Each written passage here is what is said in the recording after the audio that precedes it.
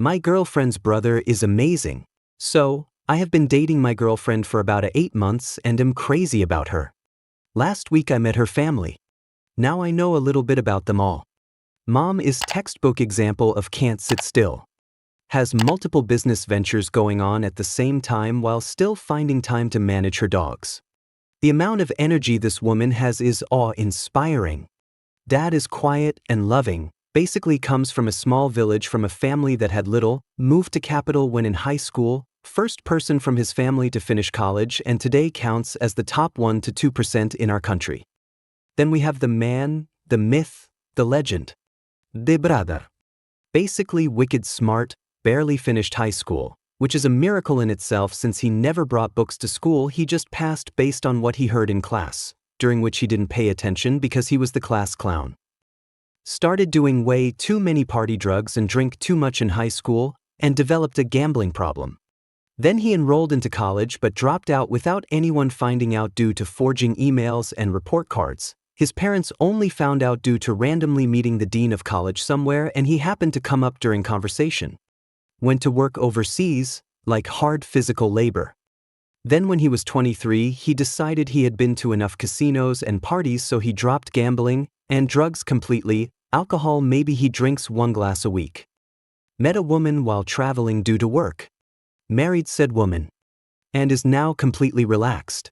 One thing my girlfriend emphasized is that he is funny and street smart.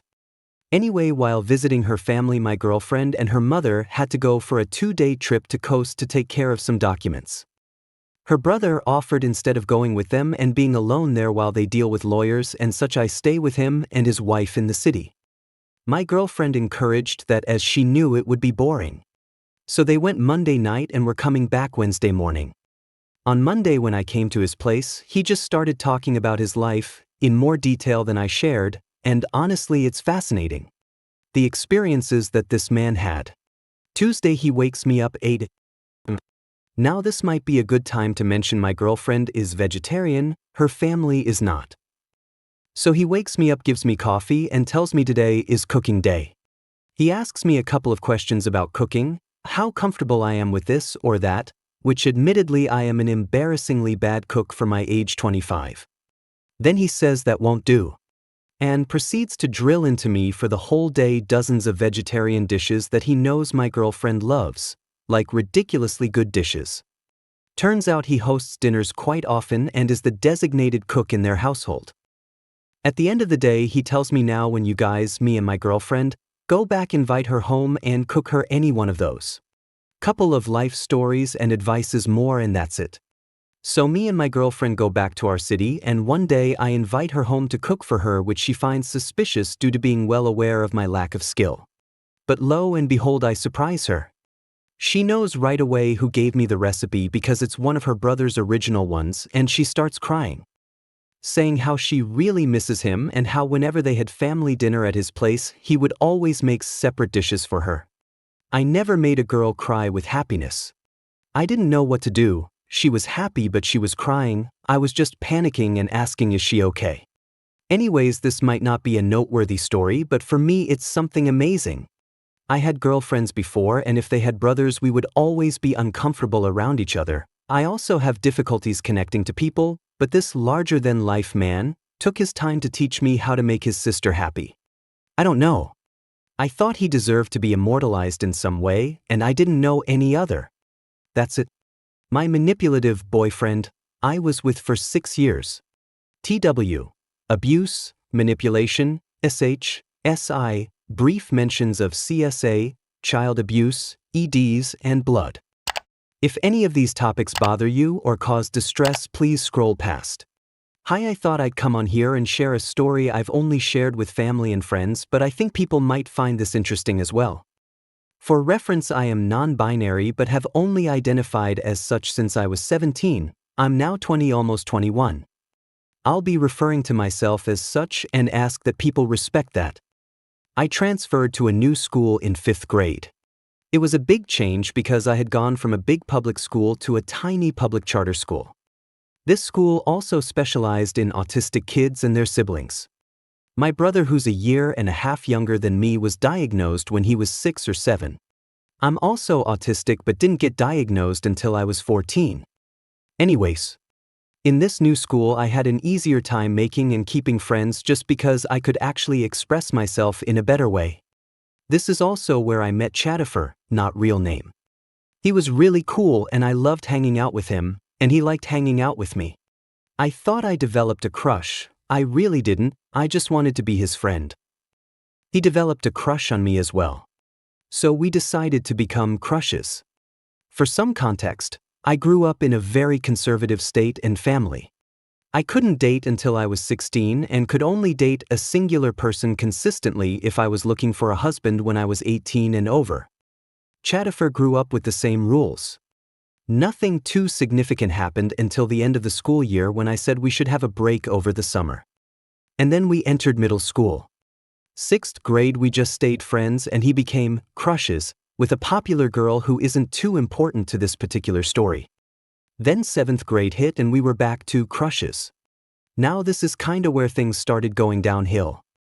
I started hanging out with him at his house. He was really into video games. Specifically horror video games. Now I love horror stuff, but back then I despised it. One of the games he liked to play was FNAF. He only had the first game at the time and he really wanted me to play. I told him no over and over, but I finally gave in after he threatened to never talk to me again, and me, being the shy, easily manipulated person I was, gave in and played. It was absolutely horrifying, like it should be, but I was not ready for it. Another game he would make me play was Yandere Simulator, which unlike FNAF I don't think I'll ever be able to play again. And that's just because he pushed the Yandere stereotype so far onto me that I actually started believing that I was a Yandere, that I would live if any competition got in the way. And he loved it. With the combination of him pushing this harmful stereotype, threatening to not talk to me anymore if I didn't do what he said, and the *SE happening at home, I developed BPD, borderline personality disorder. Luckily his manipulation never got as bad as SA, but it still affects me to this day. After we graduated from middle school and entered high school, my mental health took a major decline. I was constantly in and out of the psych ward because of a slew of different disorders that I won't publicly share all on here. But Chatifer started playing mind games. He would fuel my Yandere side, but then turn his back on me when I was in an actual mental health crisis.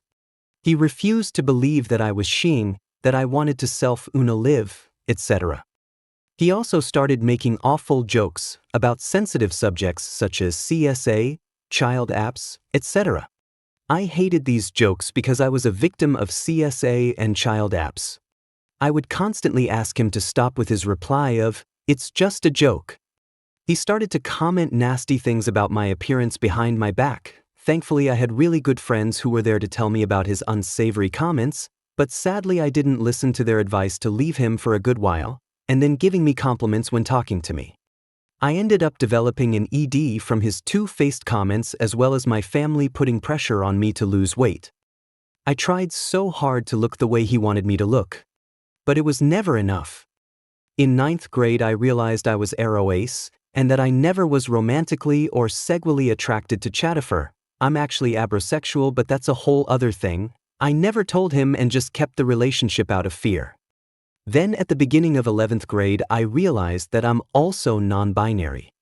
This realization really was the end of the line for me. He would have never supported me if I came out to him as non-binary. So I called him with a friend by my side. He was in a group call with his online buddies and refused to get off so I could talk to him. Just me, him, and my friend. So I came out to him and broke up with him while his buddies listened. Boy, was he pissed. I don't exactly remember what happened next, but either he or I hung up the call. I was emotionally shattered. Not by the breakup necessarily, but by his anger towards me. I knew he wouldn't understand and that he would act like this. But I still wasn't prepared. I do have to mention that this was in the midst of the pandemic, so we didn't see each other in person at all. I told the rest of my friend group what happened, and eventually the entire school knew. A few days later, one of our mutual friends had gotten a message from Chatifer saying that he was going to live himself and that he was sheing because I broke up with him. He also attached a photo of blood in a sink. The friend sent a screenshot to me asking what we should do. I'm not going to lie, I was scared, but also knew from my friends that this was a manipulation tactic. So I saved the screenshot and sent it to his mother. His mom got back to me saying while she was concerned, she had the same photo in her gallery from when Chatifer had a bloody nose.